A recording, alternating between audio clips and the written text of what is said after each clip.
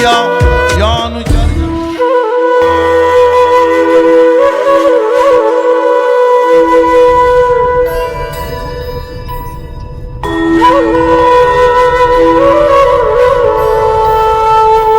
শুধু বিধাতার সৃষ্টি রহ তুমি নারী, পুরুষ গড়েছে তোরে সৌন্দর্য সঞ্চারী আপন অন্তর হতে।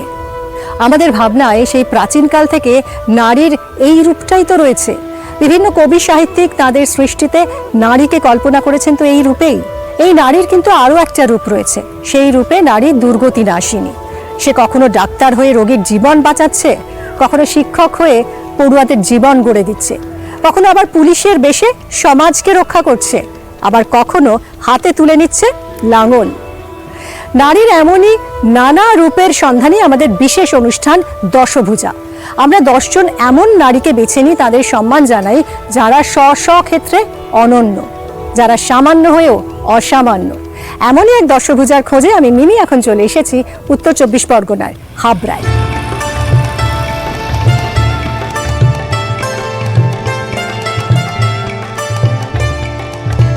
মা দুর্গার 10 হাতে 10 অস্ত্র, ত্রিশূল, গদা, অসি, ধনুক। আর আজ আমরা যে দুর্গার খোঁজে এসেছি সেই দুর্গার অস্ত্রশস্ত্র কিরকম জানেন তো? তার এক হাতে থাকে কলম, কখনো আবার তার আঙুলগুলো খেলা করে কম্পিউটারের মাউস, তার কিবোর্ড, আবার কখনো তার হাতে থাকে লাঙল। হ্যাঁ, ঠিকই ধরেছেন, লাঙল হাতে চাষ করেন আমাদের দশভুজা সমাপ্তি মণ্ডল।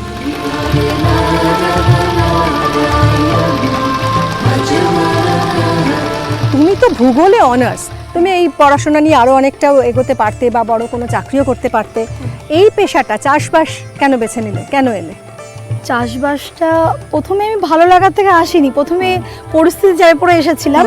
কারণ তখন বাড়ির পরিস্থিতি প্রচণ্ডই ভেঙে পড়েছিল। বাবা প্যারালাইসিসড হয়ে পড়ে, এক বড় দিদির উপরে সংসার চলে যায়।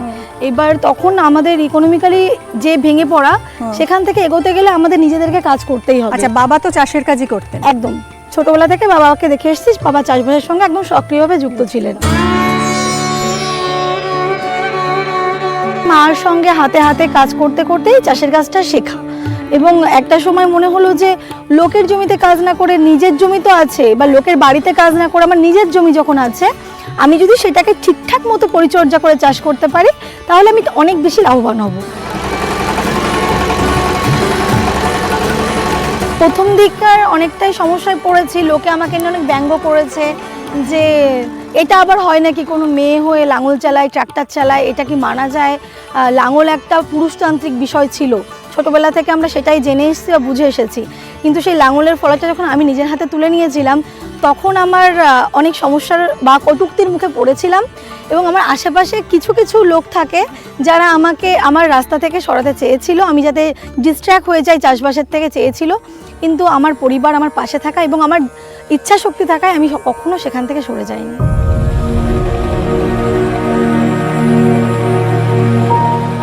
আমাকে চাষটা করতেই হবে, তাহলে আমি যদি চাষ না করি আমার বাড়ির লোকগুলো কষ্টে ভুগবে, অন্য কেউ ভুগবে না। যারা কথা বলছে তারা হয়তো আমাকে একবেলা খাবার দেবে, দুবেলা খাবার দেবে, 3 বেলার বেলা আমার নিজের খাবার নিজেকেই উপার্জন করতে হবে। তাহলে তাদের কথাগুলো কানে নিলে আমার পরিবার কষ্ট পাবে, আমি কেন আমার পরিবারকে কষ্টে থাকতে দেবো?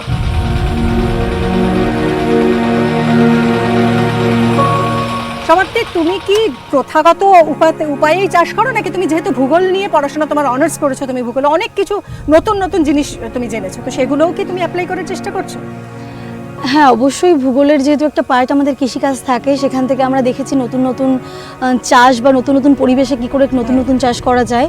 এবং এই বিষয়টা আমাকে পরিকল্পিত করতে সাহায্য করেছে আমাদের স্থানীয় এডি অফিসার কুসুম কমল স্যারের তত্ত্বাবধানে। আমি নতুন নতুন পদ্ধতিতে চাষ শুরু করেছি অলরেডি। আমি 2 রকমের নতুন চাষ করেছি। সেটা একটা হলো পলিমালচিংয়ে পটল চাষ। সেটা কি? সেটা মানে হলো আপনি এই যে জমিতে আমার দেখছেন যে নর্মাল জমিতে আগাছা হয় বেশি, এবার যদি আমি জমিটাকে ঢেকে দিই তাহলে সূর্যের তাপটা কম পড়ছে, কিছুটা আমি যেখানটা গাছ লাগাচ্ছি সেই সূর্যের তাপটা কম পড়ছে, এবং সূর্যের তাপটা কম আসার জন্য সেখানে আমার আগাছাটাও কম জন্মাচ্ছে। ফলে আমার কীটনাশকের দেওয়া প্রয়োজন হচ্ছে না, মানে সামান্য পরিমাণে দিলে যেখানে আমার 100% লাগলো সেখানে 20%-এ চলে আসছে। তো ওটা করার জন্য আমার খুব লাভবান হয়েছি। আমি পলিমালচিংয়ে পটল চাষ করেছিলাম।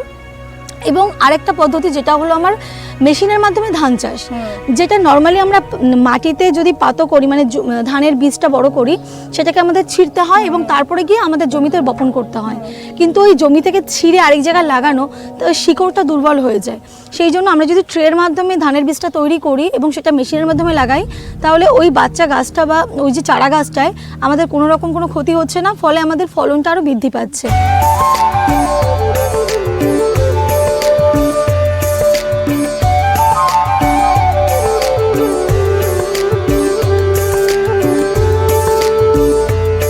এই যে ধানগুলো দেখছেন, এটা সবে ধানের শীষ বেরোচ্ছে, যে ফুল দেখুন। হ্যাঁ হ্যাঁ, ঠিক আছে, এরপরে আসবে দুধ ধান, মানে যে ধানটার উপর থেকে চাপ দিলে একটা দুধের মতন একটা পদার্থ বেরোবে। আচ্ছা। এবার তারপরে ওটা জমি আস্তে আস্তে পরিপুক্ত হতে হতে তারপর সেটা ধান হবে, এবং যখন এটার কালার পরিবর্তন হয়ে যাবে তখন আমরা সময়টা বুঝে সেটা গোড়া কেটে তারপর ঝাড়াই করে বস্তা করে ঘরে তুলবো, এবং সেটাকেই আমরা সিদ্ধ শুকনো করে চাল করে আমরা ওটাই খাই। আজকে এই চাষ দেখছেন, এই চাষের আমার বাবা যদি আজকে বেঁচে থাকতেন অনেক খুশি হতেন, কেননা তিনি চেয়েছিলেন তার মেয়েরা শিক্ষিত হোক, প্রতিষ্ঠিত হোক। কিন্তু আজকে তিনি নেই, কিন্তু তার স্বপ্নটা আমরা খানিকাংশে সার্থকতা আনতে পেরেছি। আজকে আমার দিদি যে দীপাদি এখন ওয়েস্ট বেঙ্গল পুলিশে কর্মরত, কিন্তু তার এই গোড়া কিন্তু চাষ, এই চাষ করে সেও আমার সঙ্গে সমানে সমানে চাষ করেছে, এবং তার মধ্যে দিয়ে সে পড়াশোনাটাকে চালিয়ে গেছে বলে আজকে সে একটা প্রতিষ্ঠিত ব্যক্তি হতে পেরেছে। এবং আমিও একটা সরকারি হসপিটালে ক্যাজুয়াল জব করছি, এবং আমি সরকারি চাকরির প্রচেষ্টায় আছি। তার জন্য আমার বাবা যদি আজকে বেঁচে থাকতেন সত্যিই হয়তো অনেক খুশি হতেন।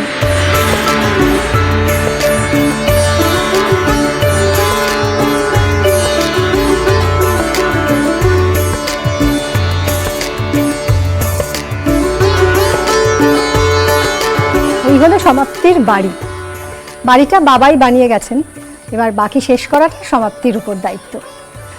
মেয়ের চুল বেঁধে দিচ্ছেন, এখন সেই ছোট্ট সমাপ্তি আপনার কাছে?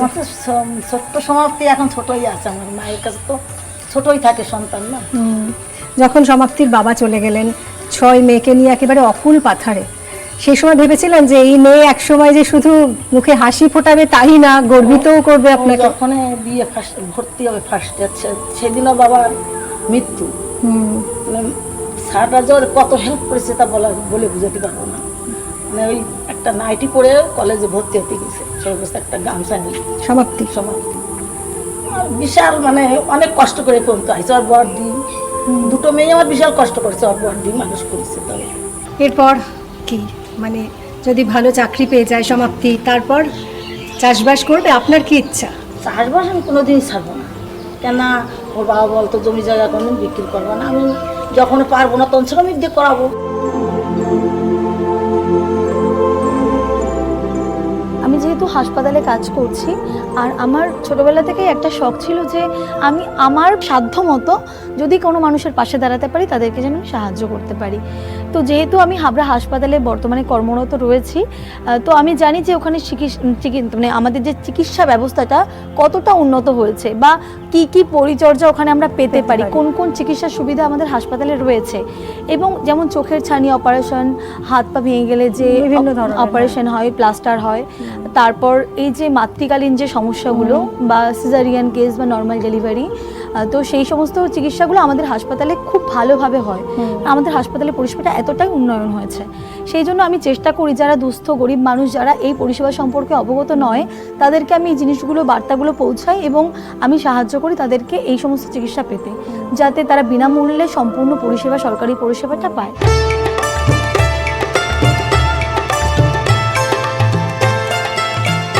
এই এত এত পুরস্কার, এগুলো সব কি কারণে এসছে? সব কিছু মূলেই রয়েছে আমার এই চাষবাস। এটা আমি প্রথম পাই, আমি কৃষক রত্ন পেয়েছিলাম আমাদের তৎকালীন বিধায়কের হাত থেকে, আমি এটা পাই। দেখছেন এখানে মুখ্যমন্ত্রীর সই রয়েছে, এটা আমার কাছে খুবই স্পেশাল যে একটা মুখ্যমন্ত্রীর কাছ থেকে একটা সার্টিফিকেট পেয়েছি, এটা আমার জন্য একটা অন্যতম প্রাপ্তি। এবং এখানে বাকি দেখছেন, আমি যেহেতু একজন মতুয়া ঘরের মেয়ে, তো একটা অনুষ্ঠানে গেছিলাম, সেখানে আমাকে এই মানপত্রটা দেওয়া হয়েছিল।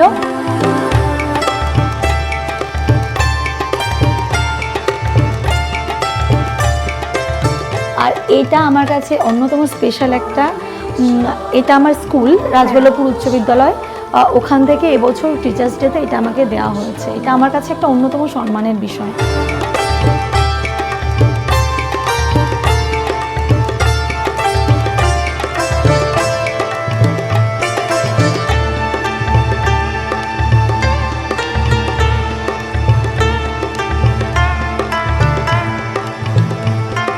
রামপ্রসাদের গানের কথাগুলো মনে পড়ে যাচ্ছে।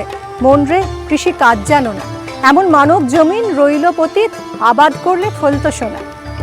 আমাদের দশভুজা সমাপ্তি মণ্ডল সোনা ফলিয়েছে মাঠে, বেঁচে থাকায়, সব জায়গায়। আরও অনেক অনেক সোনার ফসলে ভরে উঠুক সমাপ্তির জীবন। নিউজ 18 বাংলার শুভেচ্ছা রইল।